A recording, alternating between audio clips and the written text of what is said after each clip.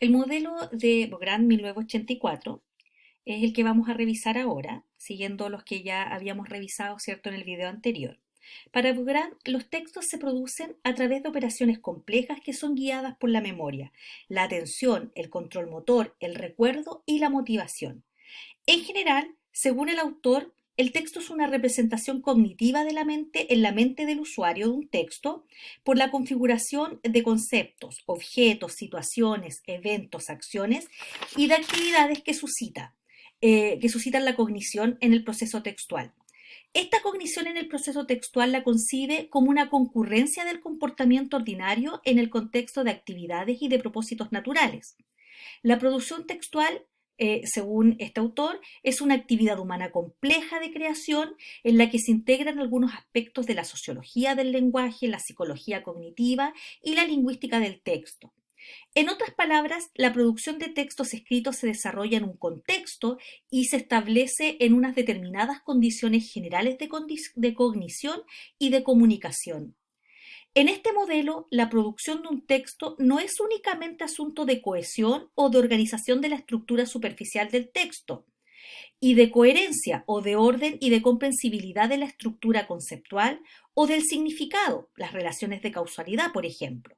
Además de la cohesión y la coherencia, operaciones intrínsecas al texto que propician redes cognitivas fundamentales en la producción, también es necesario considerar otros aspectos centrados en los interlocutores del texto, tales como la intencionalidad, que es la actitud del escritor, cuya función se proyecta hacia la orientación de la actividad interpretativa para la consecución de una meta, en lo que él denomina la aceptabilidad, es decir, la actitud del receptor o el reconocimiento que realiza el interlocutor de la cohesión, la coherencia y de la intencionalidad del texto que está leyendo.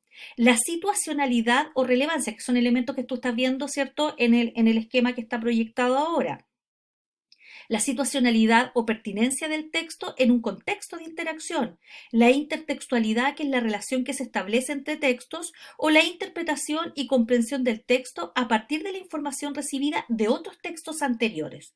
Y además, cierto, otro elemento que es la informatividad o novedad y relevancia del significado de este mismo texto.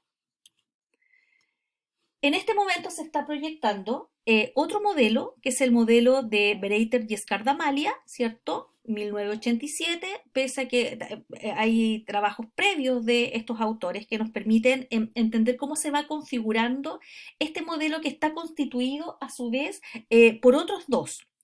Lo que hacen Breiter y Scardamalia es sugerir procesos cognitivos y metacognitivos anexos a los procesos de planificación, textualización, revisión y edición.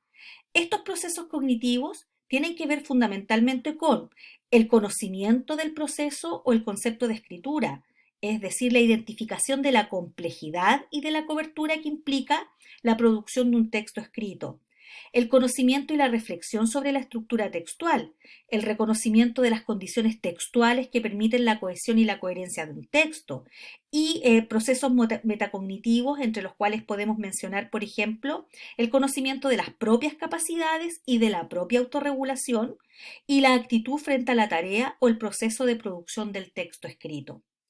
Scardamali y Breiter analizaron dos modelos explicativos de los procesos de producción escrita. El primero, manifiesto en el escritor inexperto, que es el que se denomina, ¿cierto?, decir el conocimiento, y el segundo, desarrollado por el escritor experimentado, que es transformar el conocimiento, que son los dos que se ven reflejados, ¿cierto?, en esta lámina. Dichos modelos representan y diferencian las operaciones cognitivas apropiadas para adelantar procesos educativos en los que se sugiere pasar, ¿cierto? Que es una de las cosas que nosotros debiéramos trabajar en la escuela, de decir el conocimiento a transformar el conocimiento.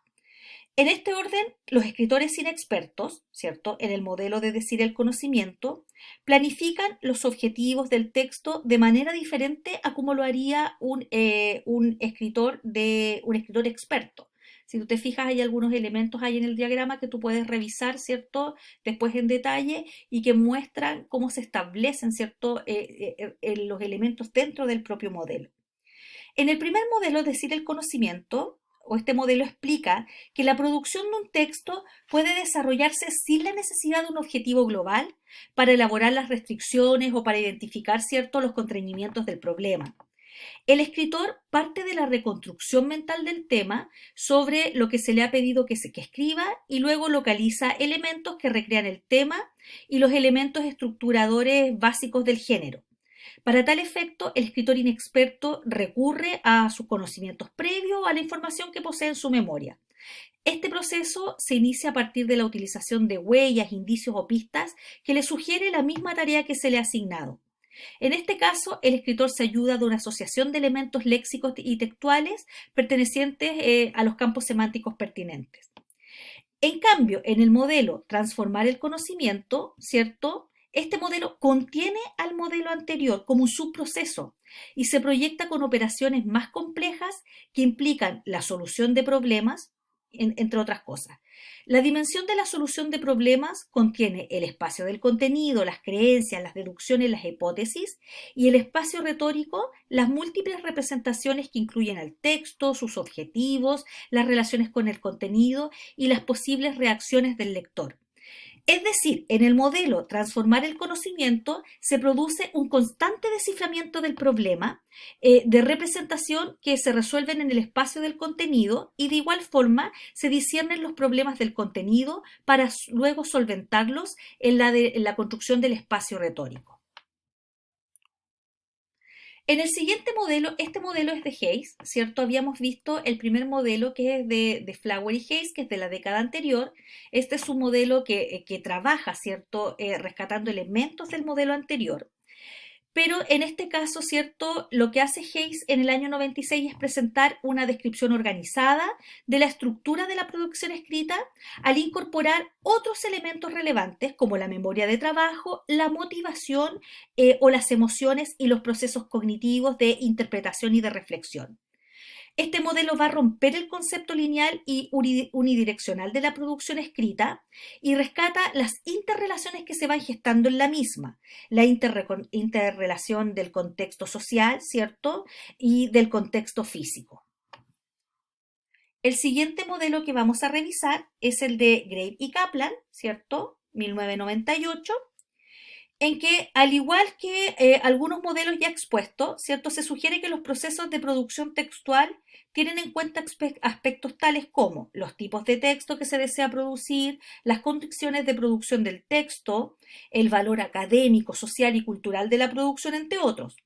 De manera más específica, señalan estos autores que la producción de un texto escrito, entendido como un proceso, ¿cierto?, se basa en supuestos tales como el autodescubrimiento y la manifestación de la autoría, los escritos significativos sobre tópicos importantes o al menos de interés para el escritor, la planificación de la escritura o guía que oriente y contextualice la actividad, la invención y desarrollo de tareas de preescritura con múltiples borradores, la variedad de opciones que retroalimenten la audiencia real, el hecho de trabajar con escritos libres como una alternativa significativa que venza lo que se denomina bloqueo del escritor, la importancia del contenido y de la expresión personal más que del producto gramatical, la recursividad de la escritura como proceso más que como producto y la conciencia del estudiante, ¿cierto?, sobre las ventajas y los inconvenientes de la producción de un texto escrito y de las nociones de audiencia, de planificación y de contexto, entre otras.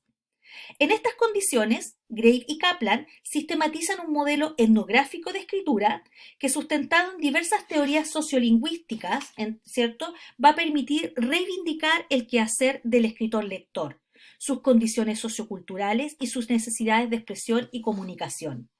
Dicho modelo va a destacar el valor de la retórica contrastiva en la medida en que identifica las preferencias culturales, la multiculturalidad, la convivencia pluricultural y no solamente las diferencias en la estructura lingüística y su frecuencia de uso.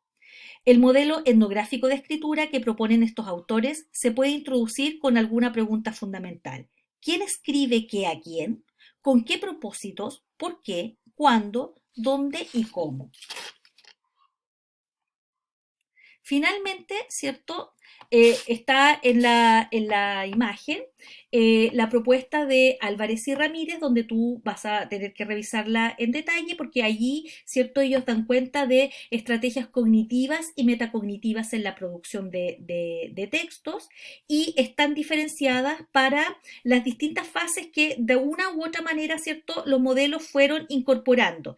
El acceso al conocimiento, la planificación de la tarea de escritura, la producción textual propiamente tal, y la revisión, que esto ya está en el primero de los modelos que revisamos, que es el de Flower y Hayes. Y estos autores, Álvarez y Ramírez, le asocian, ¿cierto?, a estas fases distintas estrategias cognitivas y también estrategias metacognitivas para la producción de textos. Para complementar, ¿cierto?, esta actividad, primero te invitamos a que revises esta actividad de consolidación y que tiene las siguientes instrucciones. En el siguiente link encontrarás una aplicación que te permite hacer mapas conceptuales y luego guardarlo. Esto como una herramienta, ¿cierto?, para tu propio aprendizaje. Y luego, con esta herramienta, lo que te sugerimos es que vayas a los textos, ¿cierto?, correspondientes al handbook de la unidad que estamos revisando y puedas mapear, ¿cierto?, elementos propios de cada uno de los modelos que se han ido presentando, porque evidentemente, ¿cierto?, esto que tú has escuchado acá es una síntesis muy breve de los modelos y tienes que volver a leerlos en sus fuentes originales. Y luego nosotros vamos a ir revisando este mapeo, esta construcción, ¿cierto? Estas redes que tú vayas estableciendo con el objetivo de que puedas consolidar, ¿cierto? Las lecturas y en esas lecturas puedas entender cuál es el sentido de conocer estos modelos de lectura, recogiendo aquellos elementos de estos modelos que son pertinentes para el trabajo en el aula, que es el fin último, ¿cierto?, de esta asignatura y que es el fin último de las lecturas que te hemos dejado.